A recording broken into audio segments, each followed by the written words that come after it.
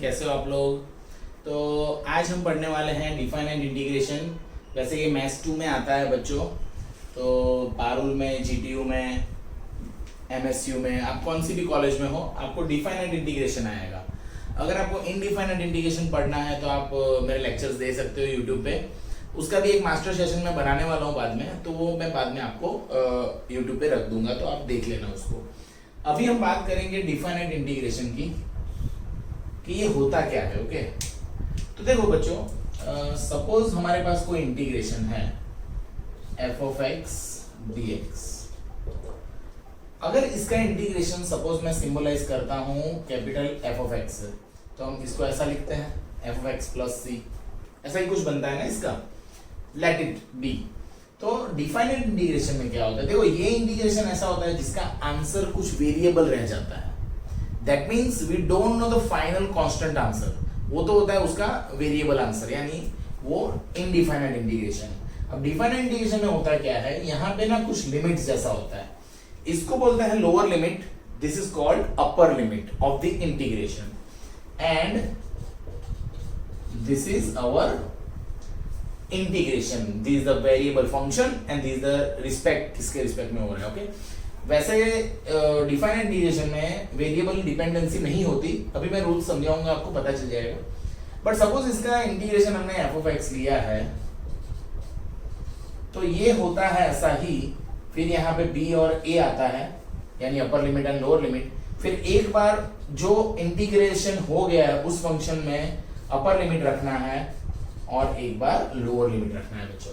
So this is the basic fundamental theorem for the defined integration, कि आप simple वाला integration कर लो and then put the upper limit, then minus is there and then put the lower limit. So this is the basic of the defined integration. तो बच्चों ये बहुत याद रखना है आपको। यानी होता क्या है, देखो समझ लेते हैं हम लोग कि suppose integration e raise to x dx है। ओके, 0 से 1 है। Let us have one example for understanding simple integration. तो e raised to x has an integration e raised to x, and these are the limits. Okay, these is upper limit, these are lower limit. So e raised to 1 minus e raised to 0 is there. Okay, see what we are doing. At the place of x, we are putting 1 first, and then minus is of the rule, and then we are putting 0 at the place of x. So it will become e raised to 1, that is e, minus n3 raised to 0, 1. So e minus 1 is the answer of this integration. So basic idea about the definite integration is we are doing simple integration as we have done in indefinite integration, but in the last step we are going to put the values of upper limit minus lower limit. Now what is the important thing, why definite integration is very useful? Because we are finding area, volume by using this definite integration. And another thing is we have some properties of the definite integration. तो चलो बच्चों properties देखते हैं अच्छे से। Why we need properties? क्योंकि properties का use करके हम बहुत से बड़े बड़े सम इजीली सॉल्व कर पाएंगे। ओके, सो डिफाइनेड इंटीग्रेशन में काफी सारे प्रॉपर्टीज है जो अब हम पढ़ने वाले हैं। ओके बच्चों, तो this is the basic of the defined integration. अब हम पढ़ेंगे इसकी प्रॉपर्टीज। ओके बच्चों, तो चलो थोड़े रूल्स, यानी हम इसको बोल सकते हैं working rule of the defined integration. तो रूल्स इस तरह से है बच्चों, देखो पहला रूल है कि integration a to b f of x dx is equal to integration a to b f of t dt. That means this rule says that if we are changing variable in definite integration, then answer will not change. Means what? See, we have x square dx and 1 and 2 is there, suppose. So if we are putting a value, if we are finding the integration, it will become this. And one another important thing, in definite integration we are not writing plus c. Okay, why? Because it gives you a constant. So यहाँ पे रखेंगे 2 रखेंगे तो it's 8/3, minus 1 रखेंगे, है ना, 1 रखेंगे तो it's 1/3. So answer is 7/3 obviously. Okay, 2 रख दिया तो इट्स 8/3 और 1 रख दिया तो इट्स 1/3. अब अगर मैं इसकी जगह पे समझो कि सपोज t कर देता, ये t होता ना, t के फॉर्म में, तो यहाँ पे क्या आता बच्चों, t³/3, बट होता तो यही ना. So that's why in definite integration what we are going to do, we can change the variable at any instant. Okay बच्चों, so this is the first working rule. Second is integration a to b f of x dx. यानी अगर lower limit to upper limit integration है and if I am writing b to a, then I have to write minus. That means अगर integration का limit उल्टा कर रहे हैं तो आंसर विल बिकम +2 माइनस और -2 प्लस. यानी अगर इसका आंसर 2 आ रहा है तो इसका -2 आएगा, इसका -2 आ रहा है तो इसका 2 आएगा. Okay, opposite. देखो ये आप चेक बहुत इजीली कर सकते हो बच्चों, बहुत इजी चेक कर सकते हो. कैसे? सपोज आप देखो ना, x dx ले लो, यहाँ पे 1 to 2 ले लो, तो it will become x²/2 2 and 1. अब 2 रख दिया तो 4/2 दैट इज 2 माइनस 1 लिख दिया तो 1/2, तो आंसर इज 3/2. ओके, ये आ रहा है 3/2. अगर मैंने उल्टा कर दिया, यानी समझो यहाँ पे 2 ला दिया और यहाँ पे 1, यानी उसको उल्टा कर दिया, तो ये 1 और ये 2 है, तो ये इसका उल्टा हो जाएगा ना. First term will become 1/2 and this term is 2, तो answer will become -3/2. Clear? So obviously आगे पीछे हो जाएगा and you will have minus answer. Okay, whatever is the sign change हो जाएगा ना आंसर का. तो this is the second property. Now the third property is integration a to a f of x dx, and if the lower limit and upper limit are same, then the integration's answer is 0. Obviously same minus same हो जाएगा बच्चों, and you will get answer 0. Number 4, let us understand कि a to b f of x dx is there. Okay, we can means we can divide this constant limit a to b in several parts, like a to c f of x dx plus c to b f of x dx, where c lies in between a and b somewhere. We don't know where, but it is somewhere between a and b.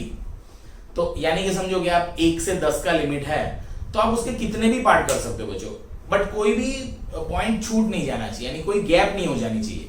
यानी 1 से 2, 2 से 10 ले लो, 1 से 2, 2 से 3, 3 से 4. यानी कि अगर इंटीग्रेशन है 1 से 10 तो आप इसके एज मैनी एज पार्ट्स कर सकते हो बच्चों. ओके, ऐसा कर लिया तो चलेगा.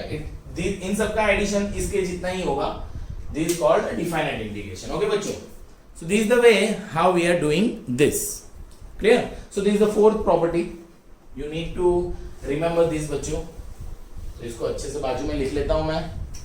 What a is less than b is less than c, यानी a और b के बीच में कहीं पे, sorry a is less than, a is in between c. Okay, now number 5. Number 5 is let us understand कि a to b, sorry minus a to a.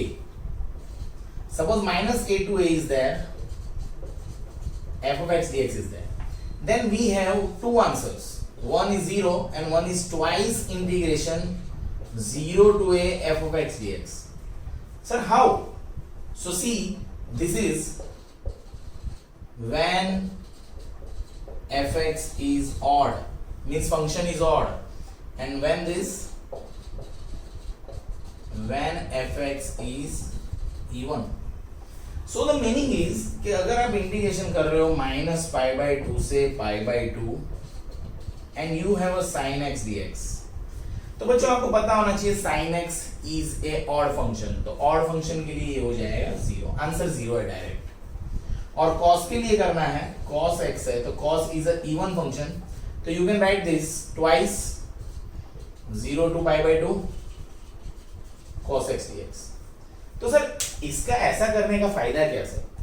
बहुत जगह पे बच्चों आपको ये देखो 2 बार लिमिट्स रखने पड़ेंगे. 0 रखने से लिमिट्स का काम इजी हो जाएगा, और बहुत जगह पे इस प्रॉपर्टी को यूज करने से काफी सारे सम्स इजी होने वाले हैं.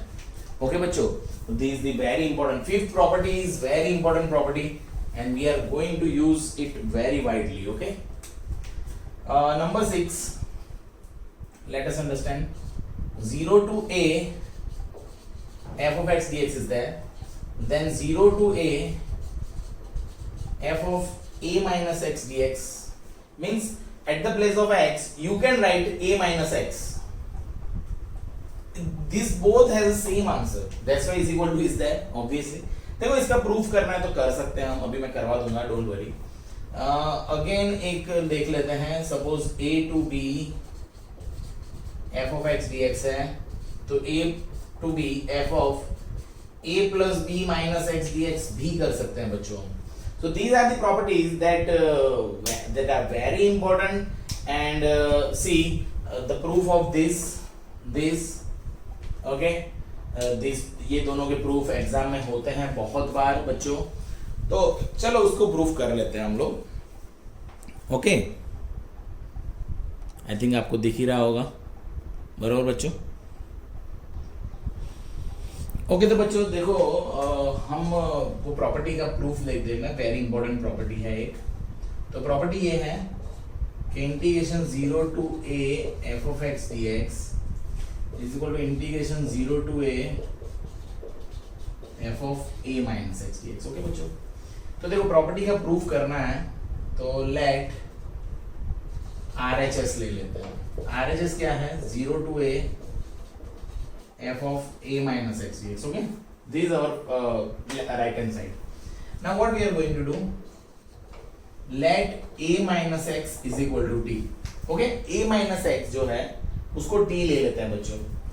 Now we are going to differentiate both the side, so this will become minus dx is equal to dt. Therefore dx is equal to minus dt. Okay, now we all know that if we are changing a variable then we have to change this lower limit and upper limit also, like we are changing in limit. Okay, तो किस तरह से देखो यहाँ पे check करेंगे, when x tends to 0, यानी जब x 0 था ना, ये x की लिमिट तो x 0 था, तो x 0 रखो तो t क्या आ रहा है? a आ रहा है ना, t tends to a आ रहा है. and when x tends to a, तो x को a रखो तो a माइनस a 0, तो t tends to 0 हो रहा है बच्चों. so because of this our integration will become a to 0, है ना. जब x 0 था तब t था a, और जब x a था तब t था 0. so the limit ऐसे हो जाएंगे बच्चों.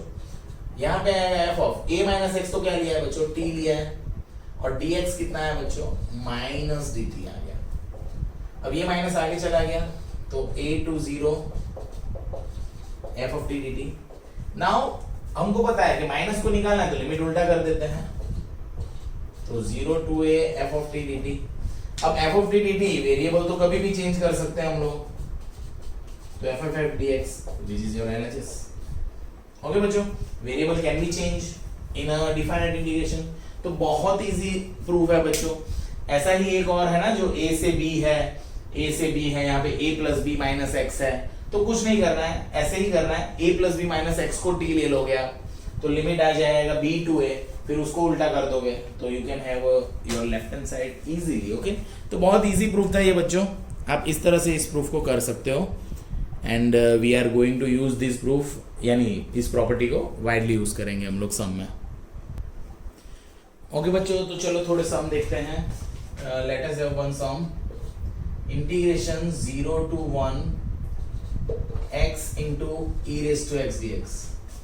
अब देखो बच्चों, इस सम को अगर आपको करना है तो obviously this algebraic term and this exponential term, तो you need to apply u into v rule, that is integration by parts. आप लगा दो, अगर आपको इंटीग्रेशन बाय पार्ट्स देखना है तो है वीडियो उसका YouTube पे मेरा, आप देख सकते हो उसको.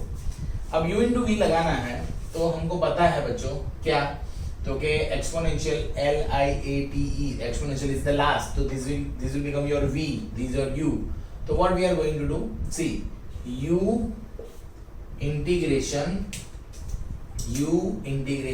v dx minus integration du by dx, यानी कि d by dx of u integration v dx and whole dx.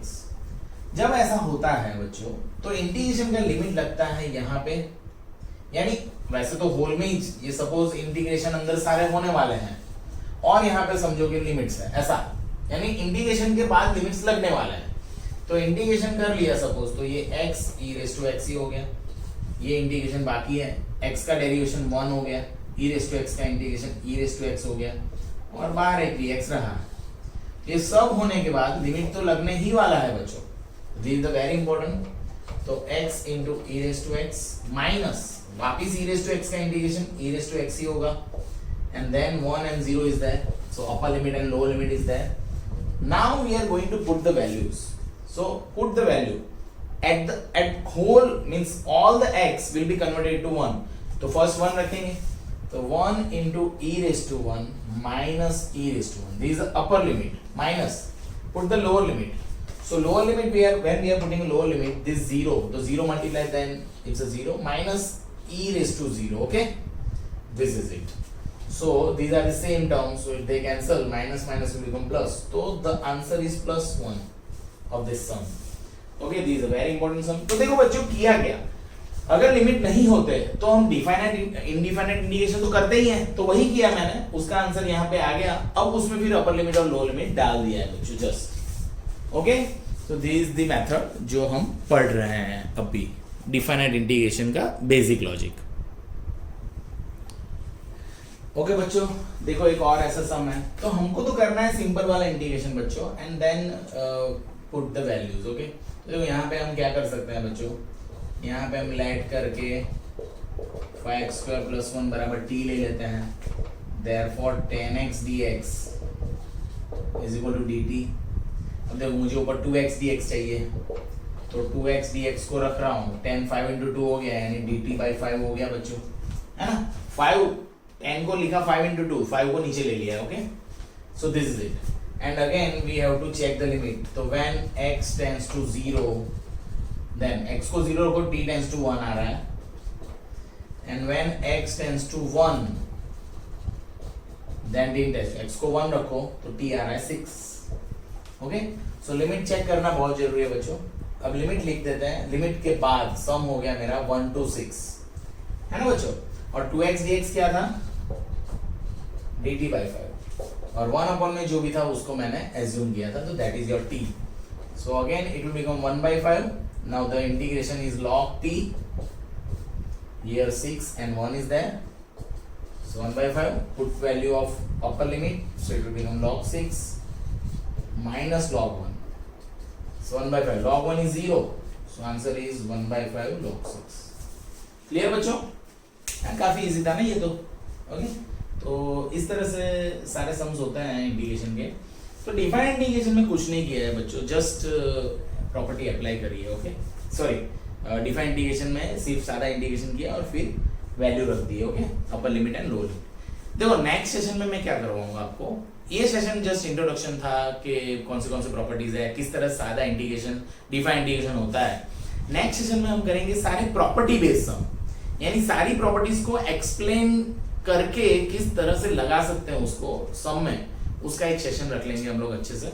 तो आप और इस देखो, अगर ये आपको अच्छे से आ जाएगा ना तो आपको बढ़िया आएगा application of the defined integration, यानी कि एरिया और वॉल्यूम के सम्स बच्चों। तो आपको ये पता चल गया आज कि डिफाइंड इंटीग्रेशन का बेसिक लॉजिक क्या है बच्चों। ओके, मेरा नाम है जवल सर। तो नेक्स्ट लेक्चर के लिए आप चैनल को सब्सक्राइब कर लेना, शेयर कर लेना, अच्छे कमेंट्स करना, कमेंट सबको अच्छे लगते हैं ना। Okay, so this the defined integration का इंट्रोडक्शन का लेक्चर हो गया बच्चों। Okay, thank you.